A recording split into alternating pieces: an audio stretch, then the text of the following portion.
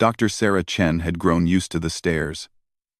Walking through the corridors of the Star Confederation's primary research station, she noticed how conversations stopped when she passed. Alien species from across the galaxy would pause their discussions, their various forms of eyes tracking her movement with a mixture of curiosity and something that felt uncomfortably close to pity. The research station orbited the neutral world of Kepler 442b, serving as the Confederation's main hub for biological and social sciences. Representatives from over 200 different species worked here, studying everything from quantum mechanics to cultural anthropology. Sarah was one of only 12 humans on the entire station, part of humanity's first major scientific exchange program since joining the galactic community 3 years ago. As the only human xenobiologist aboard, Sarah had expected some cultural differences. What she hadn't expected was to be treated like a walking medical mystery. "Dr. Chen," came a melodious voice behind her. Sarah turned to see Dr. Vex High approaching. The Altarian's crystalline skin caught the station's artificial lighting, creating small rainbows across the corridor walls. "I wondered if you might have a moment to discuss the upcoming symposium?" Sarah nodded, though she noticed how Vex High maintained a respectful distance. All the aliens did that. At first, she'd assumed it was simply cultural politeness. But after 3 months on the station, the pattern was becoming impossible to ignore. "Of course, are we still planning to present our findings on parallel evolution in carbon-based life forms?" "Yes. Though," Vex High's voice took on a delicate tone, "I wanted to discuss the presentation methodology. Given your unique circumstances, perhaps it would be better if I handled the more technical portions." Sarah frowned. Her credentials were impeccable. She'd graduated top of her class from MIT, completed her doctorate in xenobiology at Stanford, and published groundbreaking research on extremophile bacteria. Her work had been specifically requested by the Confederation's Science Council. "What unique circumstances?" Sarah asked, though she suspected she already knew the answer. Vex High's crystalline features shifted in what Sarah had learned was their equivalent of embarrassment. "Well, you know, your origin. The trauma of breaking free from your birth shell so early in your development cycle. It's remarkable that you've achieved so much, despite the obvious neurological limitations that must result from premature emergence." There it was again. Sarah had heard variations of this conversation dozens of times since arriving at the station. The aliens seemed to believe that humans were born from eggs, and that something had gone catastrophically wrong with humanity's incubation process. "Vex High," Sarah said carefully. "What exactly do you think you know about human birth?" The Altarian's skin shifted through several colors before settling on a pale blue that indicated confusion. Well, everyone knows.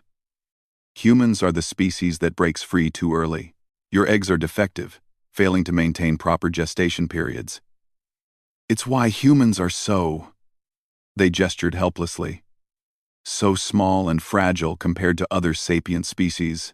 Sarah blinked. She was 5 feet 6 inches tall, which made her average for a human woman but apparently tiny by galactic standards. The smallest adult alien she'd met on the station was still over 7 feet tall. "And you believe this because it's in all the preliminary reports?" Vex High said, now sounding uncertain. "When humanity first made contact, the initial biological surveys indicated that humans showed clear signs of premature development. Your brain-to-body ratio, your extended period of post-emergence helplessness, the way you require constant care for cycles after birth, it all pointed to a species that had evolved a maladaptive reproductive strategy." Sarah felt a headache building. This explained so much about her time on the station. The careful way aliens spoke to her, as if she might break. The surprised reactions when she demonstrated complex reasoning or physical coordination. The way they seemed amazed that she'd managed to achieve an advanced education. They thought humans were basically damaged goods.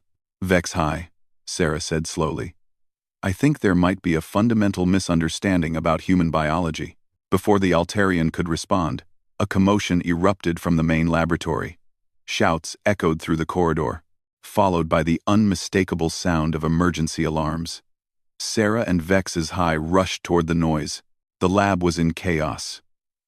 Dr. Korthak, a massive Vraxian who resembled a cross between a rhinoceros and a tree trunk, was bellowing orders in 3 different languages while his 4 arms gestured frantically at a containment field that was fluctuating dangerously. Inside the field, what looked like a miniature star was pulsing with increasing intensity.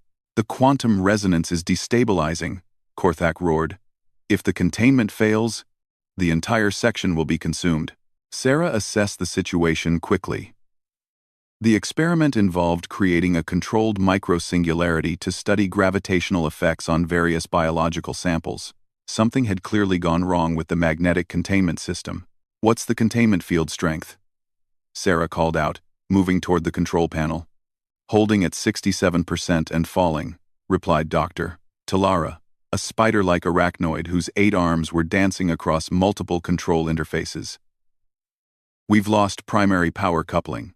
Secondary systems are overloading." "Dr. Chen," Vex High said urgently, "you should evacuate. This is beyond your capabilities." Sarah ignored the comment and began running calculations in her head.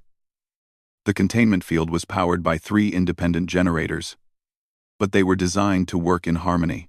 If one failed, the others would automatically compensate, but the power distribution would become increasingly unstable. "Talara, can you reroute power from the tertiary generator directly to the primary containment matrix?" "Impossible," the arachnoid clicked. "The power differential would create a feedback loop. The entire system would cascade into failure." "Let's not." "Resma, not if you modulate the frequency in alternating pulses," Sarah said, her fingers flying over the control interface. "Create a resonance pattern that matches the singularity's natural oscillation." "That's..." Talara paused, her 8 eyes studying Sarah with sudden intensity. "That's actually theoretically sound. But the calculations required." "Already done," Sarah said, implementing the solution. "Initiating frequency modulation. In 3, 2, 1. The containment field stabilized instantly. The dangerous fluctuations smoothed out into a steady, controlled pattern. The alarms fell silent. The lab was quiet for a long moment, broken only by the gentle hum of properly functioning equipment. "How did you?" Korthak began, his massive frame turning toward Sarah with something approaching awe. "Those calculations should have taken hours, even with quantum processing assistance. I did them in my head," Sarah said matter-of-factly. "Basic differential equations, with some complex harmonic analysis. Nothing too complicated." The aliens in the lab exchanged glances that Sarah was beginning to recognize. It was the same look she'd been getting for months, but now it carried a different quality. Less pity, more confusion. "Dr. Chen," Vex High said carefully, "perhaps we should discuss your presentation for the symposium after all. I'm beginning to think there might be some gaps in our understanding of human cognitive capabilities." Sarah smiled. "I think that might be a good idea. In fact, I'm starting to think there are gaps in your understanding of human biology in general." As the other scientists returned to their work, Sarah found herself looking forward to the symposium for the first time since arriving at the station. She'd been invited to present her research, but now she realized she had something far more important to share with the galactic scientific community. It was time to have a serious conversation about what humans actually were. Later that evening, Sarah sat in her quarters reviewing the Confederation's biological databases. What she found was both hilarious and concerning. Every single entry about humans was based on second-hand observations and assumptions. The initial contact team had apparently drawn conclusions about human reproduction based on comparing humans to other galactic species, most of whom did indeed reproduce through various forms of egg-laying. The logic seemed to be, humans are small and helpless after birth. Therefore, they must have emerged prematurely from eggs. Therefore, human eggs must be defective. No one had ever actually asked a human how reproduction worked. Sarah began compiling a presentation that would do more than just share her xenobiology research. She was going to give the galactic scientific community a comprehensive education in human biology. The symposium was in 3 days. The main auditorium could hold over 5,000 beings. and Sarah had just learned that her presentation would be broadcast live to research stations throughout the galaxy. Perfect. She opened a new document and began typing, "Mammalian reproduction. Why humans don't come from eggs, and what that means for galactic biological classification." This was going to be interesting. As she worked, Sarah couldn't help but chuckle. The most advanced scientific minds in the galaxy had spent 3 years operating under the assumption that humans were basically defective birds. The revelation that humans were mammals, a reproductive strategy apparently unknown among sapient species, was going to cause some serious waves. She thought about all the careful treatment she'd received, all the surprised reactions to her competence, all the assumptions about human limitations. Tomorrow, she'd start setting the record straight. The galaxy was about to learn that humans weren't broken at all. They were something entirely different, something that challenged every assumption about how intelligent life developed. Sarah worked late into the night, preparing to deliver the most important biology lesson in galactic history. The grand auditorium of the Star Confederation Research Station had never hosted a presentation quite like this one. Sarah stood at the podium, looking out at an audience that represented the pinnacle of galactic scientific achievement. 5,000 beings from across known space filled the tiered seating. Their various forms of attention focused entirely on her. In the front row sat the Confederation's Science Council, 12 of the most respected researchers in the galaxy. Sarah recognized Dr. Zephyros, a crystalline whose research on quantum consciousness had revolutionized physics. Beside him sat High Researcher Maytok, a cetacoid whose work on gravitational biology was legendary. The entire front section was filled with beings whose names appeared in textbooks throughout civilized space, and they were all waiting to hear from the small human they believed had overcome catastrophic birth defects to achieve scientific success.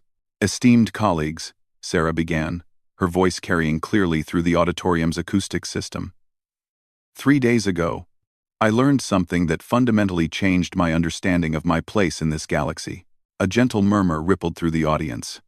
Sarah had requested time to present new findings in xenobiology, but she'd been deliberately vague about the specifics. "I learned that the galactic scientific community has drawn some interesting conclusions about human biology, specifically, about human reproduction."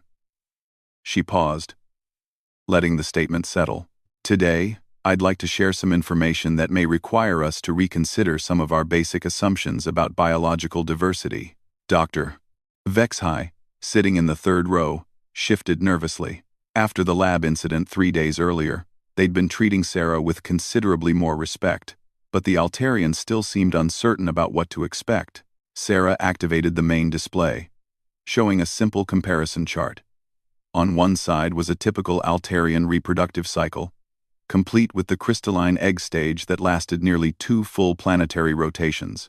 On the other side was a question mark labeled human reproduction.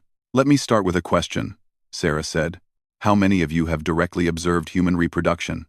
Not a single hand, claw, tentacle, or other appendage rose in the audience. "How many of you have read first-hand accounts of human reproductive biology written by humans?" Again, no response. "Then let me ask, where did our current understanding of human reproduction come from?" Amar. This time, several beings responded. High Researcher Matok's massive form shifted as she spoke, her voice carrying the deep resonance typical of her species. "The initial biological surveys conducted during first contact clearly indicated premature emergence from egg structures. The brain-to-body ratio analysis," added Dr. Korthak from his position near the middle of the auditorium. "Classic signs of truncated incubation periods." Sarah nodded. "Excellent. Scientific method at its finest. Observation, hypothesis formation, conclusion. There's just one small problem." She smiled. "Humans don't lay eggs." The silence that followed was profound.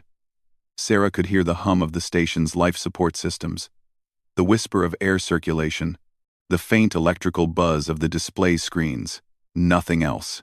"I'm sorry," Dr. Zephyros said finally, his crystalline form flickering with colors that indicated deep confusion. "Could you repeat that?" "Humans don't lay eggs," Sarah said clearly. We never have. We're not oviparous. We're mammalian. She activated the next slide, showing a detailed cross-section of mammalian reproductive anatomy.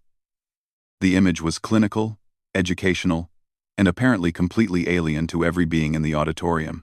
Mammals are viviparous, Sarah continued. We give birth to live young. Human infants develop inside the mother's body, connected through an organ called a placenta that directly exchanges nutrients and oxygen through the bloodstream. The murmur that rose from the audience was unlike anything Sarah had ever heard. It was the sound of 5,000 advanced scientific minds trying to process information that didn't fit into any of their existing frameworks. But Dr. Talara's clicking voice carried clearly from the front section. The extended helplessness period. The neurological underdevelopment at birth. These are classic indicators of premature emergence. Sarah had anticipated this question. You're absolutely right that human infants are helpless at birth. But that's not because we're emerging too early. It's because we're born at exactly the right time for our species' survival strategy. She changed the display to show a comparison of infant development across species. Most galactic species produce offspring that are essentially miniature adults. Your young can walk, communicate, and survive independently within hours or days of birth. Humans evolved a completely different approach. The next slide showed human brain development patterns. Human brains continue developing for approximately 25 years after birth. During the first year of life, a human brain will nearly triple in size. This extended neuroplasticity period allows for incredibly sophisticated learning and adaptation. Impossible, breathed High Researcher Mitak. No species could survive with young that vulnerable. We didn't survive alone, Sarah explained. Humans evolved complex social cooperation specifically to support this extended development period. Our helplessness at birth isn't a defect, it's a feature. It requires the entire community to invest in child rearing, which creates stronger social bonds and allows for knowledge transfer across generations. She clicked to the next slide, showing comparative intelligence metrics. The result is a species with remarkable cognitive flexibility. Humans can adapt to virtually any environment, learn completely new skills throughout their lifespan, and engage in complex abstract reasoning that most species don't develop until much later in their life cycle. Dr. Vex High rose from their seat. Dr. Chen, are you suggesting that what we've interpreted as a reproductive failure is actually an evolutionary advantage? I'm not suggesting it, Sarah replied. I'm demonstrating it. 3 days ago in the laboratory, I solved a quantum resonance problem in approximately 30 seconds that should have taken hours with computer assistance, not because I'm unusually gifted, but because human brains are specifically designed for rapid pattern recognition and adaptive problem solving. She gestured to the audience. How many of you could perform complex mathematical calculations without technological assistance? A few tentacles and appendages rose, perhaps a dozen out of 5,000. Every human can do basic mathematics mentally. Most can handle relatively complex calculations without any technological support. We're taught this as children because our brains are designed to be flexible, adaptable processing systems. The implications of this statement rippled through the auditorium like a shockwave. Sarah could see beings turning to each other, engaging in rapid conversations in dozens of different languages. Furthermore, Sarah continued, the assumptions about human physical frailty appear to be similarly misguided. She activated a video display showing human athletes in action, running, jumping, swimming, lifting enormous weights relative to their body size. The audience watched in silence as humans performed feats that seemed to defy their small stature. Humans are persistence hunters, Sarah explained. We can run continuously for hours without stopping. We can survive in a wider range of environmental conditions than virtually any other sapient species. We can consume an incredibly diverse range of foods, and our hand-eye coordination allows for tool use with a precision that most species achieve only through technological enhancement. High Researcher Mtak's massive form was trembling slightly. Dr. Chen, if what you're describing is accurate, then humans aren't a species that survived despite reproductive failure. You're a species that developed one of the most sophisticated survival strategies in known space. Exactly, Sarah said. But there's more. The mammalian reproductive strategy has another interesting characteristic. She displayed a new chart showing birth rates and survival statistics. Most galactic species produce 1 or 2 offspring per reproductive cycle, with intervals measured in years or decades. Humans can produce offspring approximately once per year, and those offspring reach reproductive maturity in roughly 15 to 20 years, instead of the 50 to 100 years typical of most sapient species. The silence returned, but this time, it had a different quality. It wasn't confusion. It was the sound of a galaxy's worth of scientists recalculating everything they thought they knew about biological development. Dr. Zephyros stood slowly. Dr. Chen, are you telling us that humans are capable of more rapid population growth than any known sapient species, while maintaining cognitive complexity that matches or exceeds galactic standards? Sarah confirmed. Yes. And this reproduction occurs without any external incubation period? Correct. The entire process happens within the mother's body, requires no special environmental conditions, and produces offspring that are genetically unique combinations of both parents, rather than genetic copies. Genetic recombination with every reproduction? Dr. Talara's voice was barely a whisper. That level of genetic diversity per generation should be impossible in a stable species. And yet, here we are, Sarah said with a smile. 3 years ago, humanity made contact with galactic civilization. Today, humans are working on research stations throughout Confederation space. Tomorrow, there will be more of us, because that's what mammals do. We adapt, we learn, and we spread. She turned off the display and looked out at the audience. I believe this qualifies as new findings in xenobiology. Round. For nearly a full minute, the auditorium remained completely silent. Then, slowly, High Researcher Matak began to rise. Her massive form seemed to unfold endlessly as she stood to her full height. Dr. Chen, she said, her deep voice carrying throughout the hall. I believe I speak for the entire scientific community when I say. She paused, looking around at her colleagues. We may need to reconsider everything we thought we knew about biological diversity. The applause that followed wasn't the polite acknowledgement typical of scientific presentations. It was the thunderous, sustained ovation of beings who had just witnessed a fundamental shift in their understanding of life itself. As the noise finally died down, Dr. Zephyros approached the podium. Dr. Chen, the Science Council would like to request an immediate emergency session to discuss the implications of your findings. Would you be available to answer further questions? Sarah looked out at the 5,000 faces staring at her with expressions ranging from awe to bewilderment to something that looked like excitement. Of course, she said. I think we have a lot to discuss.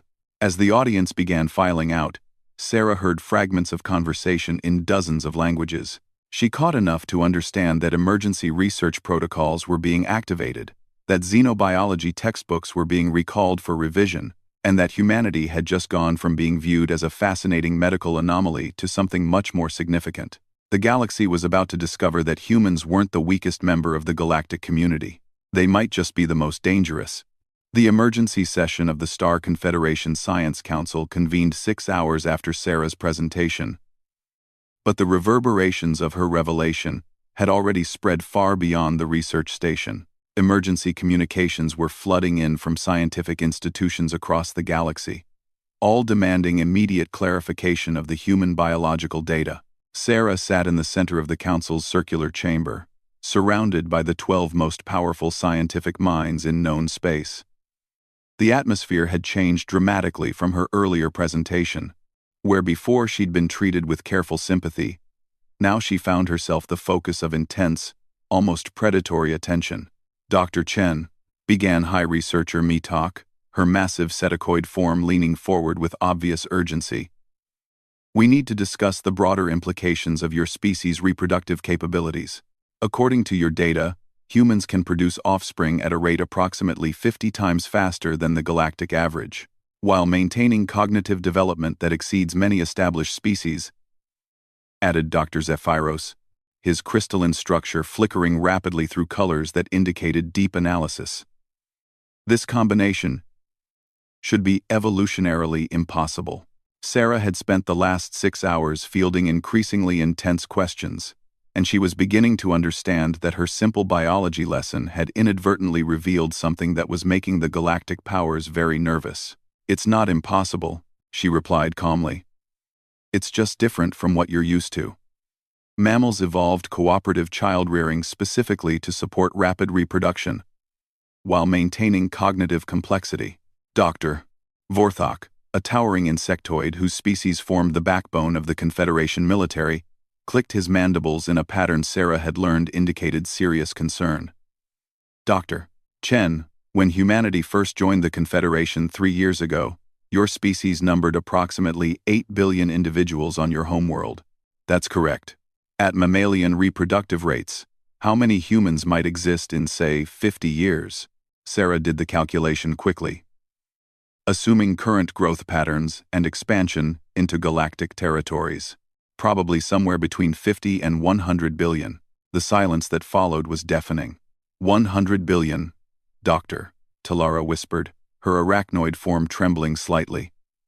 "Dr. Chen, the total population of all sapient species in the Confederation combined is approximately 60 billion, and most of our species require centuries to reach full cognitive maturity," added Council Chair Yeveth, whose energy-based form pulsed with agitation.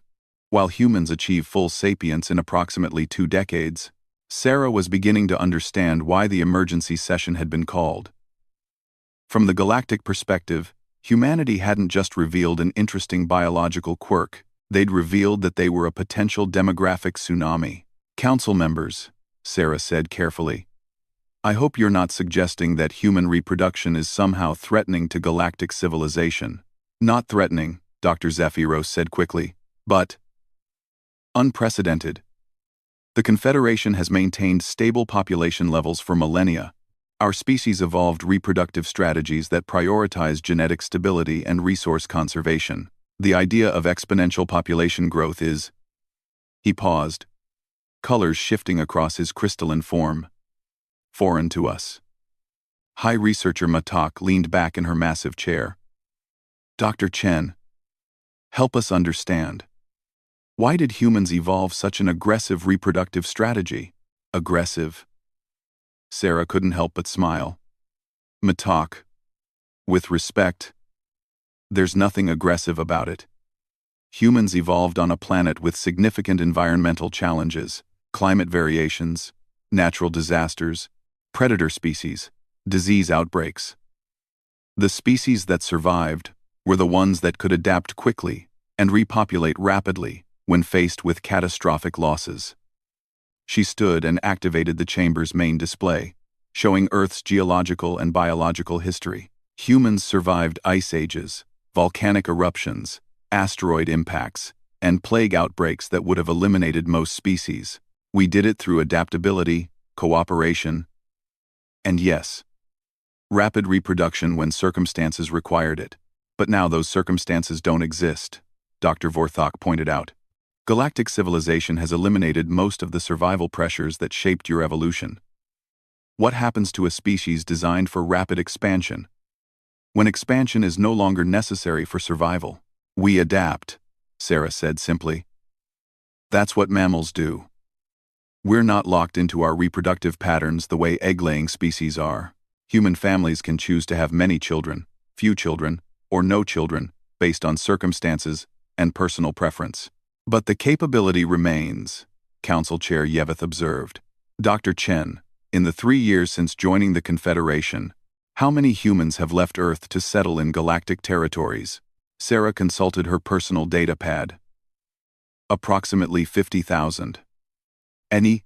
And how many of those have established permanent family units in their new locations? About 80%. The council members exchanged glances that Sarah was learning to recognize as deeply significant communication among galactic leadership. Dr. Chen, Dr. Zephyros said slowly, we've been treating humanity as a minor member species, providing limited territorial allocations and restricted access to advanced technologies. This was based on our assessment of humans as a struggling species with reproductive difficulties. I'm sensing there's more to this conversation, Sarah said. High researcher Matak nodded her massive head. 3 years ago, humanity was granted settlement rights to 12 uninhabited systems on the galactic periphery. We considered this generous given your species' apparent limitations. And now? Now we're realizing that we may have accidentally provided a species with exponential growth. Potential access to 12 entire star systems. Doctor. Talara's voice carried a note that Sarah couldn't quite identify. Dr. Chen, at current expansion rates, how long would it take humans to fully populate those systems? Sarah did some quick calculations. Assuming normal colonization patterns and family formation rates. Probably 75 to 100 years for significant population centers. Full development would take maybe 200 years. 200 years, Council Chair Yaveth repeated. Most Confederation species require 2,000 years to fully develop a single star system. Because most Confederation species don't have children who can contribute to the workforce in 20 years instead of 200, Dr. Vorthak observed. Sarah was beginning to see the scope of the situation.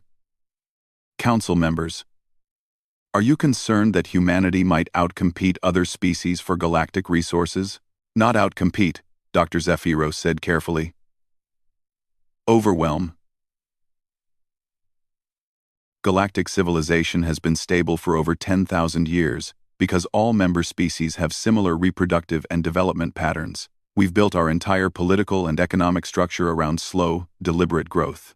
And now you've discovered that humans can potentially grow 10 times faster than any existing species, Sarah concluded, while maintaining technological adaptability that allows rapid integration of galactic technologies, High Researcher Maytok added.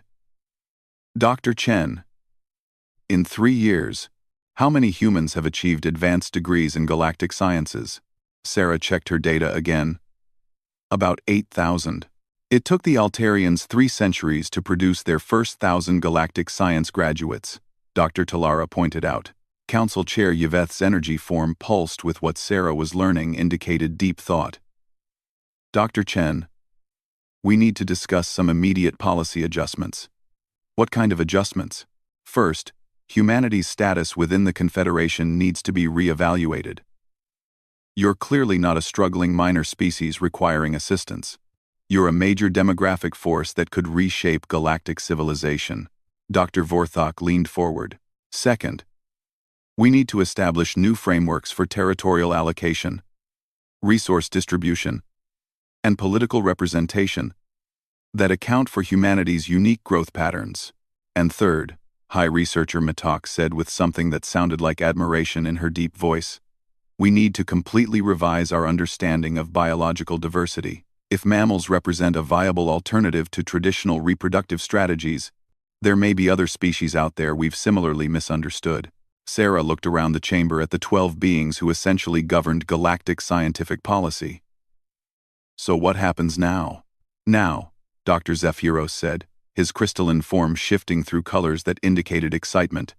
We rewrite the textbooks. All of them. Council Chair Yeveth rose from their position. Dr. Chen, on behalf of the Star Confederation Science Council, I formally apologize for 3 years of condescending treatment based on fundamentally incorrect biological assumptions. And, High Researcher Metok added with what Sarah could only describe as a grin spreading across her massive features. We formally invite humanity to take a much more active role in galactic governance. It seems we're going to need your help managing the changes that are coming. Changes? Dr. Chen, Dr. Talara said, her arachnoid form practically vibrating with excitement. Your presentation this morning didn't just correct our understanding of human biology. It revealed that our entire framework for understanding biological development might be fundamentally flawed. We're organizing immediate expeditions to survey species we may have misclassified. Dr. Vorthak explained. If there are other mammals out there, or species with similar reproductive strategies, we need to find them before we make the same mistakes we made with humanity. One of the baited, Sarah felt a strange mix of pride and concern. Council members, I hope you understand that humans aren't interested in dominating galactic civilization. We just want to be part of it. Dr. Chen, Council Chair Yeveth said with what might have been a laugh. After today's revelations, I don't think you'll have any choice in the matter. Whether you intended to or not, humanity just announced itself as potentially the most influential species in the galaxy. The galaxy is about to become a very different place, High Researcher Mtok observed. And I suspect humans are going to be at the center of those changes, whether they want to be or not. As Sarah left the council chamber 3 hours later, she reflected on how dramatically things had changed. This morning, she'd been a token human scientist aboard a research station. Tonight, she was apparently a representative of what the galaxy now recognized as a potential demographic superpower. Her personal communicator was already flooded with interview requests from news networks across dozens of star systems. The story was spreading. Human scientist reveals humanity's true nature to shocked galaxy. As she walked back to her quarters, Sarah noticed that the stares had returned. But they were different now. Instead of pity, she saw fascination. Instead of careful distance, she sensed eager curiosity. The galaxy had spent 3 years treating humans like damaged birds. Tomorrow, they would wake up to discover that humans were actually something far more remarkable and far more consequential than anyone had imagined. Sarah smiled as she entered her quarters. Humanity had joined the galactic community as supplicants, grateful for the opportunity to learn from more advanced civilizations. But after today, she suspected that other species would be coming to them for lessons. The age of human civilization in space wasn't ending, it was just beginning.